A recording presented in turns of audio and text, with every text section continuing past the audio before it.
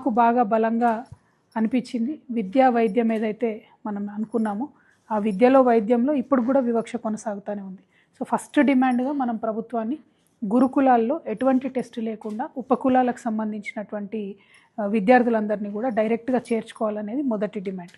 మరి అది చేర్చుకోవాలి అంటే కుల సర్టిఫికెట్ రావాలి. కుల సర్టిఫికెట్ అనేది ఎటువంటి చర్చల ఆస్కారం లేకుండా 57 ఉపకులాలకు డైరెక్ట్గా ఎంఆర్ఓలే సర్టిఫికెట్ ఇవ్వాలి. ఇది చాలా గట్టి డిమాండ్ చేద్దాము. దీనికోసం సపరేట్ కార్యాచరణ కూడా తీసుకున్నాం. ఎందుకోసం అంటే ఇవి గెజెట్లో ఉంది, స్టేట్ గవర్నమెంట్లో 57 కులాలు ఉన్నాయి కాబట్టి ఈ 57 కులాలను ఒక దగ్గర చేర్చి వీరందరికీ కూడా ఎంఆర్ఓ సర్టిఫికేట్ ఇవ్వాలనేటటువంటిది మేజర్ డిమాండ్గా చేసుకున్నాం. ఎంఆర్ఓ సర్టిఫికేట్లు వస్తేనే గురుకులాలలో కూడా మనకు సులభతరంగా వస్తుంది. అన్నట్టు చట్టంలో ఇతరత్ర మనకు వెసులుబాటు ఉన్నప్పటికీ ఆ వెసులుబాటు అనేది అందరికీ తెలియదు.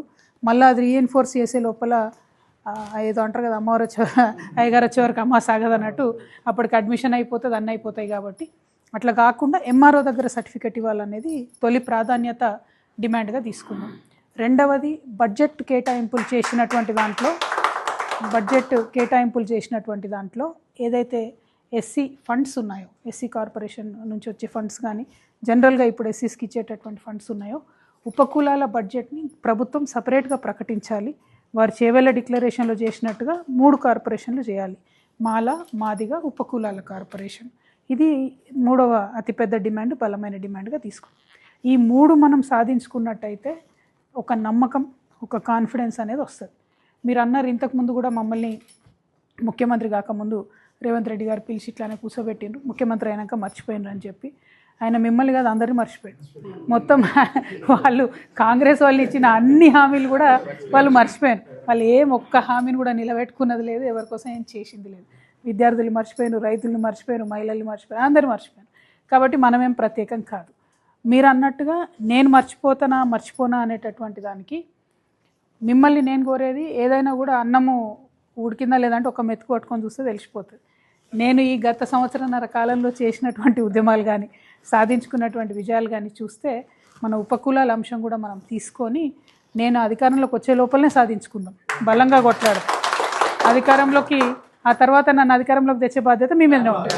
కాబట్టి అధికారంలోకి రాకముందే బలంగా ఈ 57 ఉపకులాలని ప్రత్యేకంగా గుర్తించాలి, ఎంఆర్ఓ దగ్గర సర్టిఫికెట్లు ఇవ్వాలి, గురుకులాల అడ్మిషన్స్ ఇవ్వాలి, మా బడ్జెట్ మాకు ఇవ్వాలి అనేటటువంటి ప్రధాన స్రవంతి డిమాండ్స్తో ముందుకు పోదు.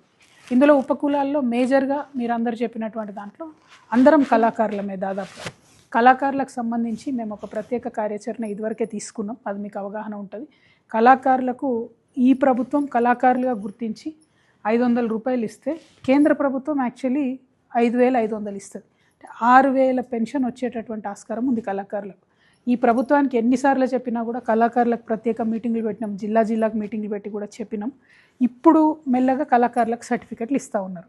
సో ఆ కళాకారులకు సర్టిఫికెట్లు ఇవ్వడానికి మురళీధర్ దేశపాండే గారని సపరేట్గా పనిచేస్తున్నారు. వారితో మిమ్మల్ని కూడా అటాచ్ చేస్తాము. ఇమీడియట్గా మీరు వాళ్ళతో అటాచ్ అయ్యి సర్టిఫికెట్స్ కోసం అప్లై చేసుకున్నట్టయితే మనకు ఉపకులాల్లో ఉన్న కళాకారులందరూ కూడా కళాకారుల సర్టిఫికెట్ వస్తే పెన్షను 6000 రూపాయల వరకు వచ్చేటటువంటి ఆస్కారం ఉంటుంది. ఈ రాష్ట్ర ప్రభుత్వానికి పదే మేము చెప్తూ వచ్చినాం. ఏమని అంటే మీరు ఒక 500 ఇవ్వండి, గుర్తింపు కార్డు ఇవ్వండి, గుర్తింపు కార్డు ఇస్తే చాలు మిగతా పెన్షన్ వస్తుందని చెప్పి. సో ఆ స్కీమ్లో మనం కళాకారులకు సంబంధించి మాట్లాడుకున్నాం.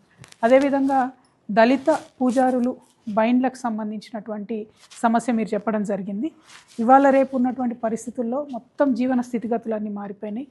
అసలు గ్రామ దేవతలుగా చిన్నగా ఉన్న గుళ్ళన్నీ కూడా పెద్ద ఆలయాలు అయిపోయి అక్కడ అందరూ కూడా వచ్చి పూజలు చేయడం జరుగుతుంది.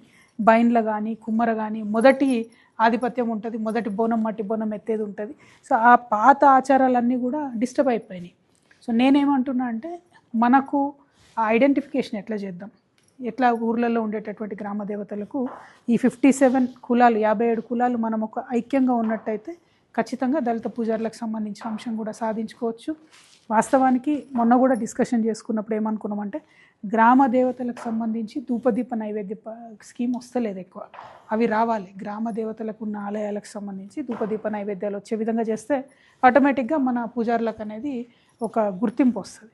సో ఆ పాత పురాతన గ్రామీణ సంస్కృతిని పరిరక్షించుకునేటటువంటి దాంట్లో ఈ కులాలను ఎట్లా జోడించాలి, ఎట్లా కలుపుకోవాలి అనేది మాత్రం ఇంకా డీప్గా డిస్కషన్ చేసుకోవాలి. బట్ సాధించుకోవాల్సిన అంశాల్లో అది కూడా ఒకటని నేను బలంగా చెప్పగలుగుతాను.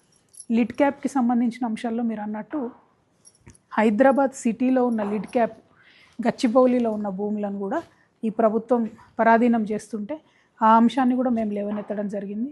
ఎవరికి తెలియకుండా అది కంప్లీట్గా ప్రైవేట్ వాళ్ళకు ఇచ్చేటటువంటి పరిస్థితి ఉంటే దాన్ని కూడా లేవనెత్తిన, దాన్ని కూడా కాపాడుతాం.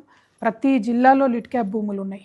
అంతకుముందు లిడ్ క్యాప్ భూములకు సంబంధించి బీఆర్ఎస్ గవర్నమెంట్ అయినా ఇప్పుడున్న గవర్నమెంట్ అయినా ఇస్తామని చెప్పారు కానీ డబ్బులు ఇవ్వలేదు. ఇప్పుడున్న పరిస్థితులు ఏమవుతుందంటే ఆ భూములన్నీ గ్రామాల్లోకి లోపలికి వచ్చినాయి. గ్రామస్తులు కూడా ఆబ్జెక్షన్ చేస్తున్నారు అక్కడక్కడ. అప్పుడు మేము